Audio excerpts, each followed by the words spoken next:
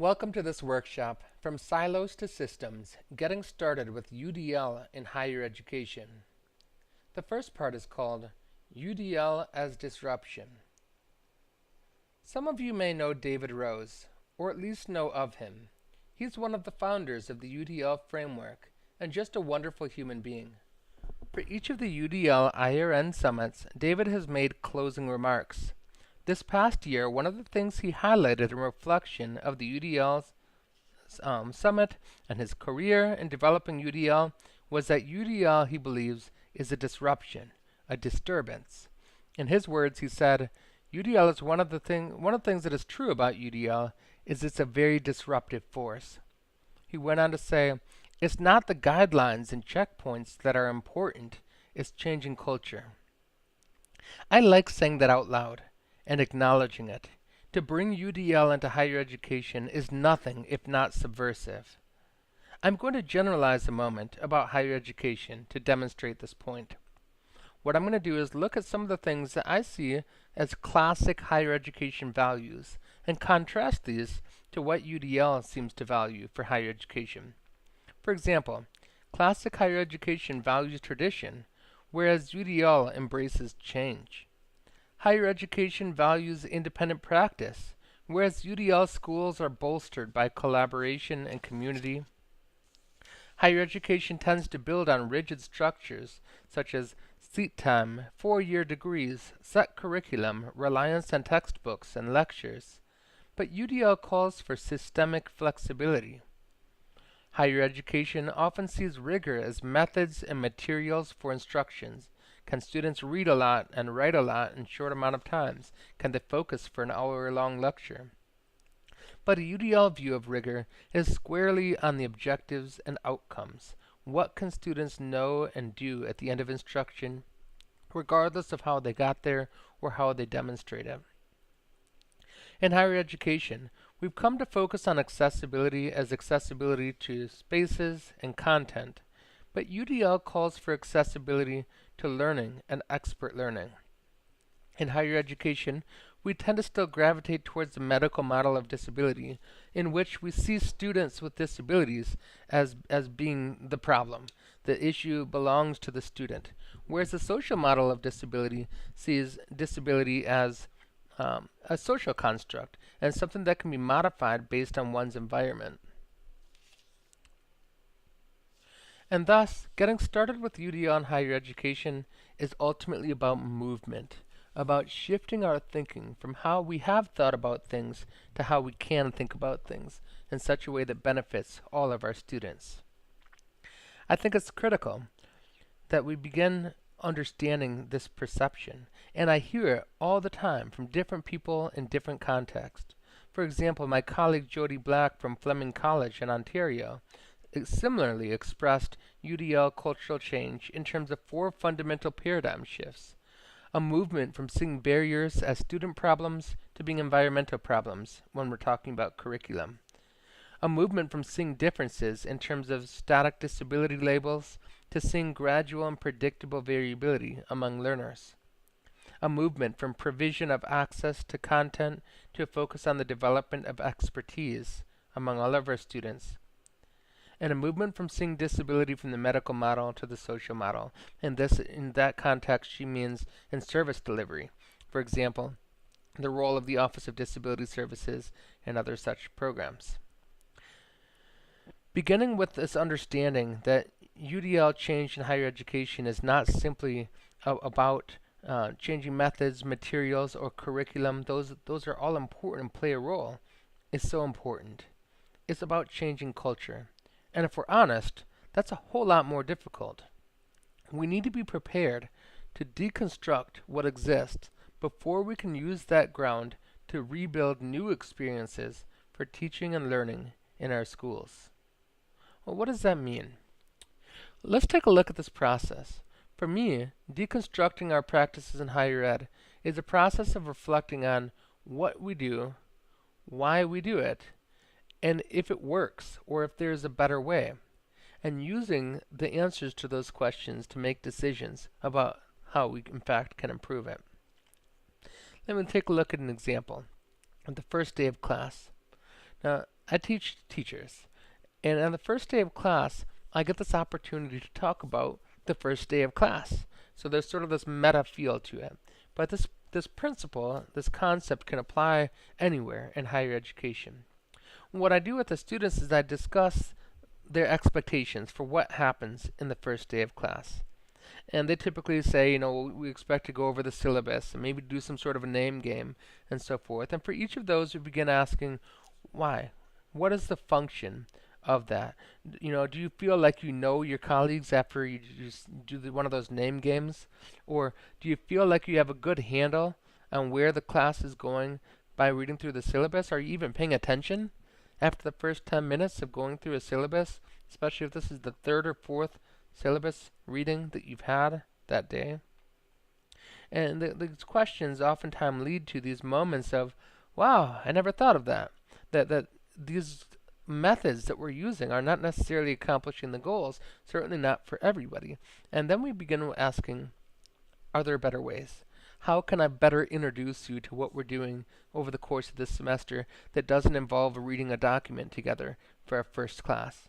And what about those students who, because of schedule conflicts and changes, aren't going to be back? And I had 1 hour of their lives, and what we did with it was went over a syllabus for a class that they will not be enrolled in this semester. So this brings up really interesting insights for the students and for myself, and I'm always changing what happens on that critical first day of class to reflect what we're learning. In this case, I personally deconstructed the first day of class, and I modeled an inviting reflection for my students. In so doing, they could both experience the deconstruction and think through it for transfer to their own classrooms. We're going to do a think, pair, share here. At your tables, I want you to discuss some of the things that you see in your own classroom, college, or if you're ambitious, your university, that you think may be deconstructed to make ways for inclusive education through UDL, and to be as specific as you can. And then I'm going to invite you to share out.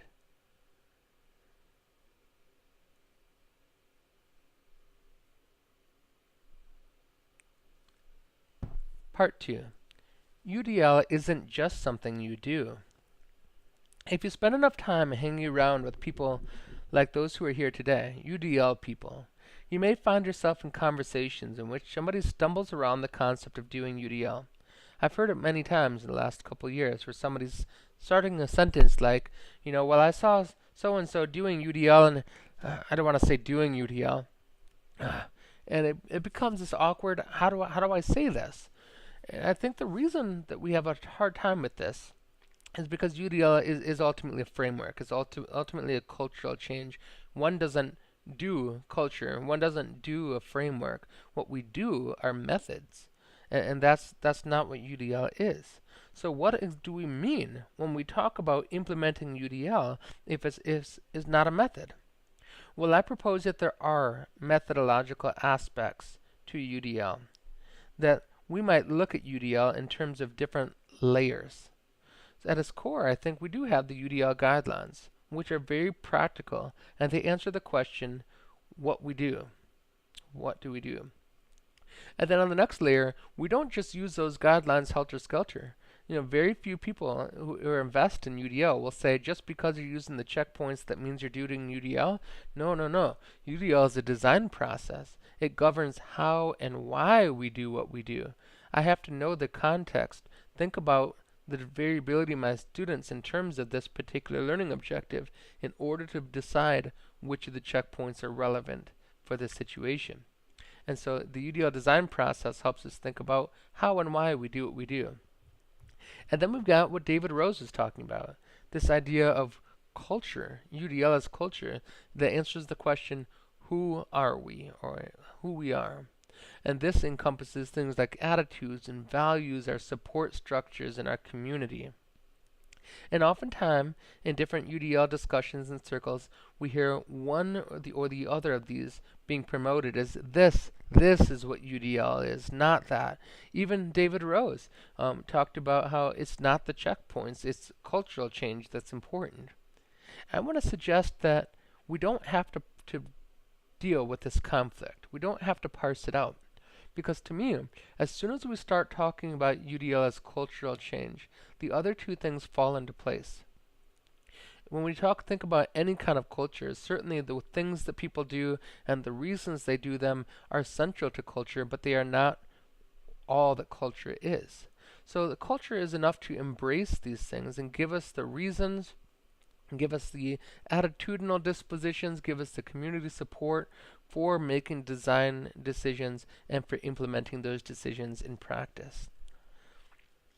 Another way to look at this is through a model that I've created, I'm sharing with you for the first time, this idea of a social model for intentional performance. Now this model is sort of a hybrid of Adjin's theory of planned behavior and Bandura's reciprocal determinism. In the last section, we've been talking a lot about conceptual shifts, but we also have seen the practical necessities. So this gives me a way to bring those together. On the one hand, Adjin suggests that when you have attitudes and efficacy, which can be perceived or actual, these two can combine to influence what he calls the intent to perform. And for him, this is the most immediate proxy that we have to actual behavior of complex tasks. So, for example, the implementation of UDL would be something we need to intend to do before we can do it. I think this is reflected over and over in the literature and in the kind of discussions that we see. UDL can't just happen by accident. And next, it suggests that this intention to perform is a product of heavily influenced by these attitudes and efficacy, and it's easy to see this played out in scenario. Imagine, for example, that an instructor has gone through a mandatory UDL training. He knows how to design and deliver instruction with UDL. He knows that he can do so. Therefore, he has actual and perceived efficacy. However, he believes that designing for variability is not his job. Maybe he's even a little resentful of the increased variability of the student population, including more students with disabilities, and how they are changing the dynamics of his classroom. It's hard to imagine this instructor investing the time into UDL design and delivery, even though he's fully capable. In this case, the lack of strong attitudinal support precludes this instructor from intending to bring about change in his classroom. On the other hand, there may be an instructor who really believes in inclusion and very much wants to support her students in their development in her courses. However, she either lacks the skill necessary to design and deliver UDL instruction, which is, say, actual efficacy, or does not believe that she is capable, perceived efficacy. The latter could be a sense that she simply, honestly, does not have time to design and deliver instruction according to UDL principles. This lack of efficacy or perceived efficacy is enough to preclude her from taking the steps necessary to design and deliver UDL instruction. It's only when these are combined, an instructor knows how to practice UDL, knows that they are capable, and believes in its utility and importance in his or her context, that an intent to design and deliver with UDL becomes manifest. And this intent is the closest proxy we have for actually carrying it through. Additional barriers, including actual time, administrative support, etc., may still intercede, though. Then, as Bandura so eloquently explains in social cognitive theory, and I grossly paraphrase, the real-world experience of feedback from students, administrators, colleagues, the actual outcomes, influence our attitudes and sense of efficacy, for better or worse, or both, in different ways. Now, I want to explore how the UDL constructs we've been talking about might map to this. So we talked about UDL as a design process. And to me, what is instructional design except the intent to perform? And so in the last two parts, especially the deliver and reflect, that is the performance, that is the outcome. And then we have the UDL checkpoints. And those to me come in as soon as we start designing assessments, designing instructional experiences, and delivering the instruction. That's what the guidelines are excellent for, giving us support, guidance for, and how to go about addressing those things in order to enable our variable students to accomplish the goals that we've set. And UDL culture then fills in the rest of the blanks. Where does the attitude, where does the efficacy come from? That's the culture. When we have a UDL environment in which we have administrative support that enables us to go to professional development opportunities, that structures and provides networking chances for us with our colleagues, gives us time to plan the more complex UDL lesson plans. When we have a shared cultural value that rubs off on our individual attitudes and so on and so forth. So it's the culture that really completes the picture here. I want to give you a chance to think about something and share out if you'd like. How might holding on to the medical model, for example, this is just one example, affect this system? Now, in the conference, people will have a chance to think about this and share out. But let me kind of share my idea here, since I only have a podcast format this time. To me, the medical model reflects attitudinal dispositions. So it's going to be up in the top left-hand corner. And to me, it has negative implications because I don't believe in the medical model that it's a problem that I can solve. It's just a student has a disability and that's that. There's not much I can do about it. And really, that's the responsibility of the Office of Disability Services. And so even if I had UDL knowledge and I knew that I could design with UDL in such ways that might improve the accessibility to learning for that student and all my students, the fact that I'm thinking that students who can't learn in the ways that I teach don't really belong in my class means that I'm unlikely to bring about change. I'm not likely to want to design for variability, and therefore am going to see most likely poor outcomes for my more diverse students.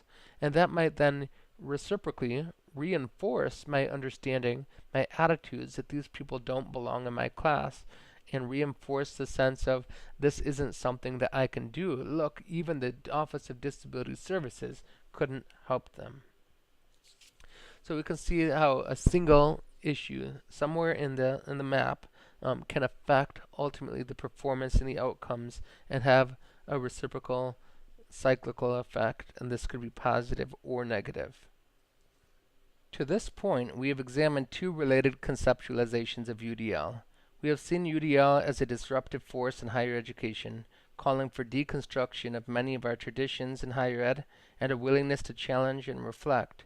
Then we examined how getting started with UDL requires a confluence of attitudes and efficacy, both perceived and actual, en route to intention and ultimately practice of UDL design and delivery. Combined, I think these work towards my second point. UDL isn't just something we do. It's an attitudinal, perceptual, skill-oriented positioning played out in the design and delivery of inclusive education.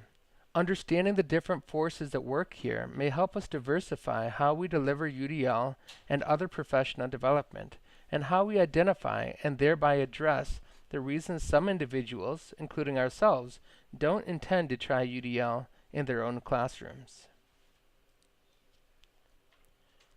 Part 3. From Silos to Systems. The model I've been sharing with you, the social model for intentional practice, can be applied at different levels. For example, at the individual level, this model is effective for examining your own experience of UDL implementation in your own classroom. It may also be effective in exploring challenges and opportunities for individual colleagues, etc. Equipping individuals, perhaps beginning with yourself, is very important, but it has significant limitations for both individual practitioners and their students. For example, recall that the end game of UDL is to develop expert learners. It's much harder to accomplish this when students experience UDL-oriented courses only once, or occasionally, and must continue to work the system the rest of the time. It is common when instructors are implementing in isolation for UDL practices, such as providing assessments to produce options for assessments, to produce unintended backlash from a student who sometimes just want to be told in clear terms what they need to do to get an A. In such cases, the provision of options and flexibility creates anxiety in students who have not yet developed elementary skills associated with expert learners. For For example, the ability to make expressive decisions for oneself reflects a systemic issue, emphasis on grades rather than true learning or achievement. Another way to say this is to consider that inasmuch as UDL is cultural change, as I've argued, students must be given opportunity to assimilate to that culture. The more exposure they have to it, the faster that process becomes, and vice versa. These facts, coupled with the pragmatic realities regarding the benefits of administrative support, resource offerings, and communities of practice included when we talk about the benefits of scaling UDL. Based on qualitative research I recently published, I want to suggest that UDL implementation, while iterative and cyclical, can be meaningfully organized into 5 levels, including level 0, pre-implementation, in which individual faculty and staff learn about UDL, gather resources, and make plans. Level 1 is initiated by an individual. An individual application is evident in isolation or relative isolation. In this level, you typically don't have administrative or collegial support. In level 2, you have a professional learning community. UDL implementation is addressed through a core group of people in the same or different departments and roles. Level 3 is facilitated by a college or larger organization. At this level, UDL is being systemically implemented by a recognized entity on campus, for example, a department, a college, the Office of Instructional Design, etc. And finally, level 4, facilitated by the university. At this level, structures and systems are apparent and university-wide, both academic and support-related domains. Policy, procedure, and support are present. Notice that the consistent differentiator between levels is the number of people involved. I want to stress again that UDL thrives on culture change, and the number of people involved may be the difference between UDL as teaching style and UDL as culture. Consider the social model for intentional performance again. Note this time how these constructs can scale to larger groups. Attitudes become cultural values, efficacy becomes enhanced by group training, collaboration, and administrative support, and performance and outcomes are synergistically enhanced through community of practice. Based on these definitions, where would you say you or your department or your college or university are? And feel free to use decimals. Then, per table group, choose one of the 4 core domains here and explore how it changes in nature, moving from level 1 to level 3. For example, we talked about attitudes. At the individual level, this might be my own personal values. When we move on to the PLC level, it becomes our shared, the glue that holds our group together. We believe this is something that we value. And when it moves on to more of a systemic level, I think that's when we begin to see culture forming. We're saying, this is who we are in the Department of Education. This is who we are in the College of Business, at the University of Tennessee, etc. It becomes more of a collective attitude, which to me is central to the idea of what culture is. Around the world, UDL implementation occurs in scaled levels, but the principles for successful transfer and scale as systems move from independent practitioners to community and cultural practice. Nevertheless, it is most common to see UDL implemented in higher education by individuals right now. Moreover, that's almost always where we must start. So, how do we do that? That's part 4, going solo, with style. Mother Teresa once said, if you can't feed 100 people, then just feed 1. And I think this is a great way of thinking about things. We may recognize that the value of community practice of UDL and keep that as a long-term goal, but it would be poor form for us to not examine how to achieve success when we're practicing UDL independently. First, let's examine how we can make improvements at this level, assuming that you'll be there for a while, and you may well be. How can we make individual and structure level UDL implementation work? Well, we might begin with this concept of deconstruction and rebuilding. In everything that we do, this is the great place to begin the UDL design framework, to find the pain points. Where do we see a disconnect between the intent of what we're doing and what's actually happening? As we begin making those decisions, I think the next thing that we have to be very careful about, the number one thing to me, is to be transparent regarding important educational decisions. So allow your students to see, your administrators to see, your colleagues to see, I'm making these decisions and these are the reasons for these decisions. I saw in the past that we were doing this to accomplish this and it wasn't working for this group of students or that group of students or all of my students, and by bringing about these kinds of changes, I'm seeing improvements. That kind of transparency is critical. Instructors may find that being explicit about this, making students aware of the decisions and the reasons for those decisions, may reduce some of the culture shock of stepping into the UDL classroom and may enable students to better attune themselves to the aspects of the instruction that best serve them. Let's look at a few examples of this in practice. One great example of this is recorded in Gravel, Edwards, Butterman, and Rose 2017 chapter, which is in Bergstaller's 2017 UD in Higher Education, which I strongly recommend. In this particular chapter that they're writing, there are numerous applications of the concept of being transparent with their students, but I want to focus on one. On page 88, the authors write a paragraph regarding the public sharing of students' differentiated notes that showcase the students' metacognitive awareness of UDL and its implication for their learning and engagement. Let me read this to you. It says, last, the point of universal design quickly becomes clear to every student, as the kind of notes that they take and what they learn from a given lecture often differ greatly from those of their classmates. Even though the lecture ostensibly conveys the same exact content for all students, its reception is highly variable. Students perceive, understand, and prioritize their learning in a range of ways. This diversity is often especially interesting and a big relief to students who have been told that they cannot take notes because of a disability, for example, having a learning disability or a brain injury, being deaf or hard of hearing. Though they may initially dread this aspect of the course because of pre-existing beliefs about what constitutes good or acceptable notes, they often quickly realize that their notes will be good as their classmates' notes. Years ago, one student told a T560 teacher that she felt more like a true member of the class, learned a lot about herself, and gained new insights into her learning disability and what it meant for her learning simply because of the T560 note-taking system.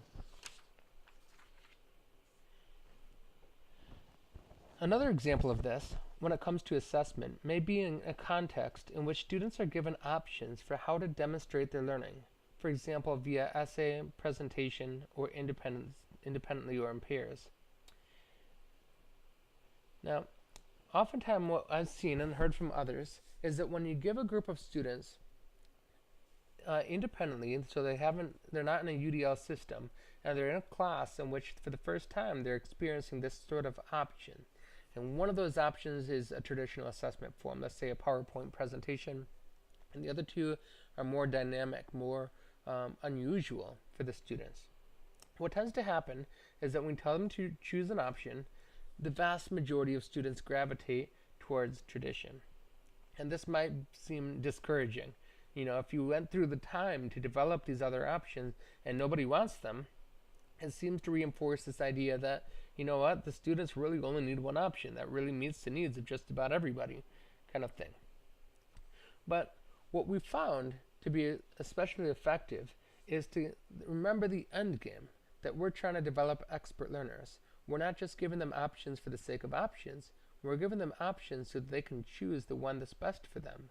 But if they've never had the opportunity to think through that, then how do they know which one is best for them? The only reason that they have to select one is because they're more comfortable with it, and thus, of course, they gravitate towards tradition. Thus, we might ask them to choose and express to me why this option was the best option for demonstrating mastery of the topic for you, the student. And in so doing, you're forcing the students to reflect and make decisions not based on what they've always done, but what does work best for me, and why does this work best for me? And this kind of, some students are going to need more coaching here, like sitting down with you and talking through it. But the point is to enable them to think about it and to make decisions and to become more comfortable with that. You're helping them deconstruct tradition, and rebuild. And in the process, I've experienced it where students are much more willing to try new things and to find more success. And sometimes a student will even at this point say, well, can I do it this way? And it's a perfectly valuable way to demonstrate understanding of the topic, but it's a way that I never would have thought of. And that's, to me, is expert learning, is an expert system. At your tables, I want you to think about one area in which you would like to provide more flexibility to your students. This could be in terms of assessment, instructional content, materials, use of technology, etc. Think about how you may introduce these options to students in such a way that would facilitate intentionality and how they make good choices.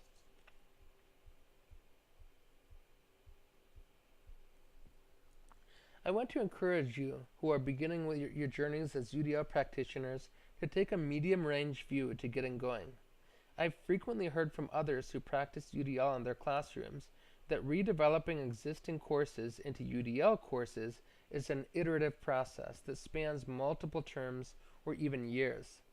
Finding one key area in which you know there is opportunity for improvement, for example, an assessment, a unit, core materials, using UDL to facilitate improvement in that area, and then repeating the process for the next time the course is taught, is a manageable and self-motivating way to begin implementing UDL. Part 5. Scaling from level 1 to level 2. Note that the independent UDL practitioners in higher education may be contagious. One colleague I interviewed recently, Dr. Alexandra Hollingshead from the University of Idaho, for example, was nominated recently for a Teaching Excellence Award based on the feedback she received from her students.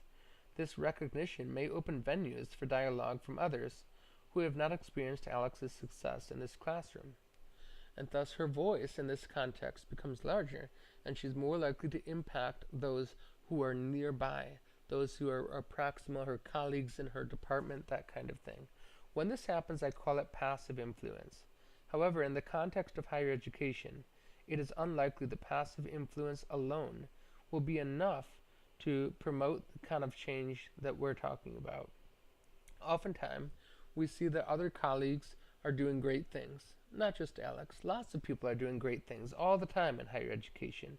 And we might reach out and appreciate them and their excellent work and recognize them without necessarily being tempted to take on the same topic as ourselves.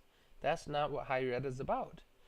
We're unlikely to step out of our niches. So a colleague might be just as likely to say, wow, Alex, you're doing some really impressive stuff. I love what I'm seeing from you. And then go on teaching the same way that they always have, rather than necessarily making change based on what they've observed, just because that's oftentimes how we're trained to think in higher ed. Unlike research topics, however, UDL can be implemented by everyone, in all disciplines, in all levels. But if we're going to facilitate cultural change, it's important that we're willing to take action.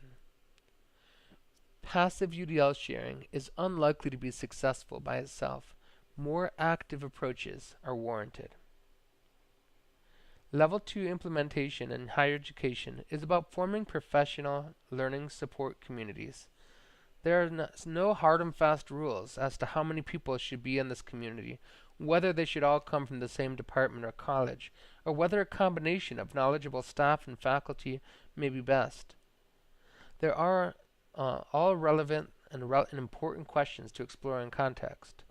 What is important to be clear about, though, is that while PLCs with individuals from other institutions can be extremely effective for supporting your practice as an individual, those sorts of PLCs are conceptually basically irrelevant for the current discussion.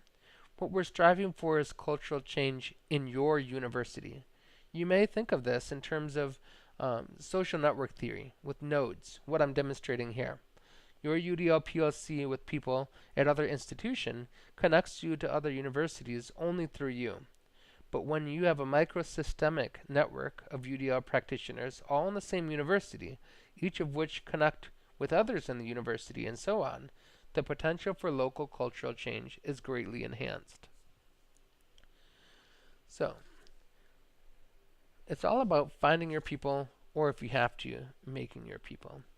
In this case, what I'm demonstrating is that these might be different departments, different colleges in the same university, and somehow Alex is connecting with the people that maybe saw her teaching and she was able to reach out to them, and that person is connected to somebody else, and that and so on and so forth, and it begins to spread, and thus they form, even though they're in different departments and so forth, they form a community of practitioners around UDL specifically, and then they have each other to rely on and to grow together. Now, let me show you how this might work and how sometimes collaboration can come in unexpected places. At the University of Texas Austin, there's an instructional designer named Adria who's in the Faculty Innovation Center. And of course, I'm at UTK in the Office of Information Technology. I didn't know Adria. About five months ago, I met her for the first time. But I did know somebody else at the University of Texas Austin. That was Andrew Dell'Antonio, who is the Faculty of Music. Now, Adria and I both attended a conference that was put on by Thomas Tobin, who is faculty, of course, at the University of Wisconsin-Madison. And because we interacted at Thomas Tobin's seminar, we were able to connect with each other. And that connection enabled me to introduce Adria to Andrew, who I knew was interested in UDL and wanted to learn more about it. That connection has grown very strong because of their proxy to each other and the opportunity that they have to network. Given that Adria's support staff and Andrew is faculty, they've been able to do far better things together than I ever could have for Andrew as a distant collaborator and colleague. So this kind of networking can be very powerful for facilitating good growth in UDL on campus. Has anybody had similar experiences, discovery experiences with others on campus? How do you find your people? Where do you think you may be worth looking for UDL-oriented colleagues? And or how do you think you could boost your signal to get in touch with others on campus? Well, I've got a few ideas. I want to suggest that you look in the Office of Instructional Design. It might be Teaching and Learning or Faculty Innovation, etc. These kinds of offices oftentimes host somebody like Adria, like myself, who are UDL practitioners and specialists. If there is not such a person in those offices, you might want to talk to the administrator and say, this is something that I would like to see happen in the coming years. The next idea would be to consider hosting or co-hosting, possibly with the Teaching and Learning Center, an open forum on academic inclusion and diverse students. Doing so without using the language of UDL, but a proximal and more broadly appealing construct, might bring you in contact with faculty from around the university who are interested in these things and who may or may not know about UDL. And even if they don't, they're people who are likely to be interested in UDL once they hear about it. Thirdly, I suggest attending UDL-oriented events, especially those explicitly related to higher ed. At the recent UDL IRN Summit in Orlando, Florida, I was surprised to find several people from Knox County Schools in attendance because I had not heard that anybody in Knox County Schools was implementing UDL, and I was pleasantly surprised to find them there. Similarly, you might, in attending conferences such as this one, run into people who are faculty at your university who you might otherwise have not met. So finding people on campus who are exploring UDL implementation is critically helpful. Strategic searches can yield significant mutual benefit. Okay, but what if we really are alone? You might truly be the only one who is practicing UDL on your campus, or maybe you know of one other faculty member, and that just doesn't feel like enough to really get a professional learning community going. How can you, and in what context can you, go about beginning conversation about UDL with a colleague who has not yet expressed interest in it? Well, Dr. James Basham, faculty in the College of Education at the University of Kansas, and the co-founder of the UDL IRN, talks about reaching out with UDL in what he calls a Trojan horse. And the idea is, he says that he has rarely been approached by others seeking to know more about UDL. Much more frequently, he hears from people asking for help with student motivation, using technology in the classroom, or enhancing accessibility. And he uses these as a way to begin conversations about UDL. And I've heard this concept not just from James, but from several faculty and UDL practitioners and evangelists around the country and the world. That some have talked about finding it when students are wanting more voice to harness that and to help them learn about UDL and how to self-advocate for UDL on campus, or administrators who are concerned about issues with retention or 504 violations. Whatever it may be, the key point is that people are busy. They don't want more to do. Connecting with existing needs is critical. One example from my experience of this has been tying UDL to the wagon of Canvas. As UTK has been migrating from Blackboard to Canvas, there's tremendous interest and maybe a little panic about how we go about designing courses on Canvas. And so I built a course that would significantly help people learn not only how Canvas functions, but how Canvas can be used well in course design and development. And I set out to design an asynchronous online course on Canvas regarding best practices. This is now a public MOOC hosted by Canvas.net and may be found by browsing courses from the homepage there. Let me show you a brief commercial that gives you the idea. Designing courses on Canvas means more than knowing the basics of where to put materials and how to grade assignments.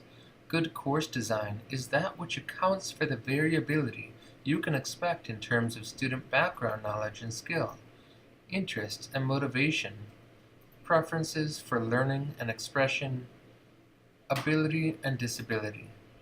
That's why we at the Office of Information Technology are excited to introduce our self-paced asynchronous Canvas course implementing Universal Design for Learning on Canvas.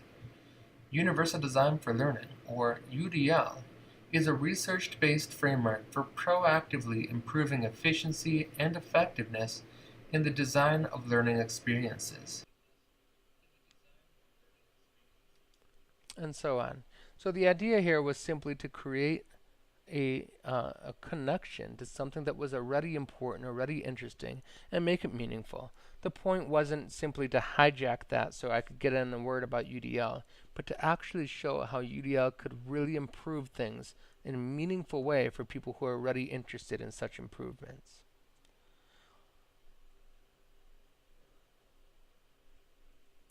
Take a minute and think about some current needs, interests, or problems that exist in your department, college, or university that may be addressed by UDL implementation. If you're comfortable with sharing, share these with a partner and or with the group as a whole. Okay, let's say you found some people. Now what? What do you do with your PLC? Well, I want to suggest a few ideas. First, I want to suggest setting a flexible agenda and making reasonable short and medium-term goals to work towards, which benefit everyone. You might want to consider using your collective power to seek administrative and or grant support. And as iron sharpens iron, critique each other's lessons, brainstorm from each other's new units, etc. Volunteer or request people to come in and observe your classes and observe theirs likewise. Having this community is intended to make you all stronger. And so finding these kinds of strategies is helpful in making those groups, giving power to the groups that you're forming. Part 6, the beginning. Well, Thomas Tobin, who is here with us at this conference, talks about where we go from here. And he talks about UDL implementation when we start getting up to the higher levels, going beyond academics, into the library, into support services, into the help desk, everywhere, really making it a university-wide thing. And I think that's really awesome, very important, and well beyond the scope of my talk, which is about getting started. If you're to the point where you're trying to figure out how to get from level 3 to level 4, you're doing great.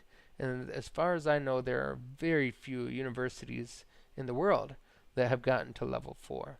So if you're there, please let us know, because we want to see that model. Now, As we're thinking about getting there, those are important goalposts. But let's also think about not get lost in the weeds of levels and accomplishments and achievements in that sense. Let's remember what the real purpose of implementing UDL is. This is what we're working for. To disrupt the age-old traditions of higher education, some of which are thinly veiled discrimination in the form of static methods, materials, and opportunities. We are working towards ensuring that learning occurs in higher education in relevant, meaningful, positively life-changing ways for all of our students. And we're working towards giving enhanced opportunity for first-generation college students and other students who have traditionally been disenfranchised. I believe that UDL can help us accomplish these goals in higher education, and I've dedicated the rest of my career to supporting this vision. That all sounds so grandiose, but whenever I think about how far we have to go and how insignificant we as individuals may feel in the bigger picture, I like to remember the old proverbial poem that I want to share with you today, called For Want of a Horseshoe Nail. It goes, for want of a nail, the shoe was lost. For want of the shoe, the horse was lost.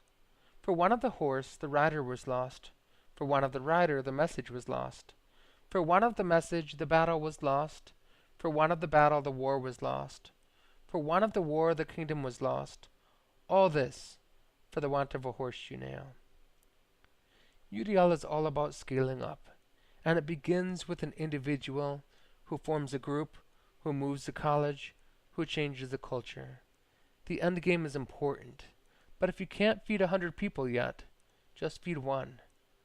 Along the long, winding, barrier-laden journey to broad-scale change in higher education are hundreds of classrooms around the world. Classrooms like that of Dr. Andrew Dell'Antonio, or James Basham, or Alex Hollingshead. Classrooms like yours. Classrooms full of students who are being given voice and opportunity to thrive, maybe for the first time. And that matters. That's something worth striving for. And I'm so thankful that we can begin that journey in good company. Thank you.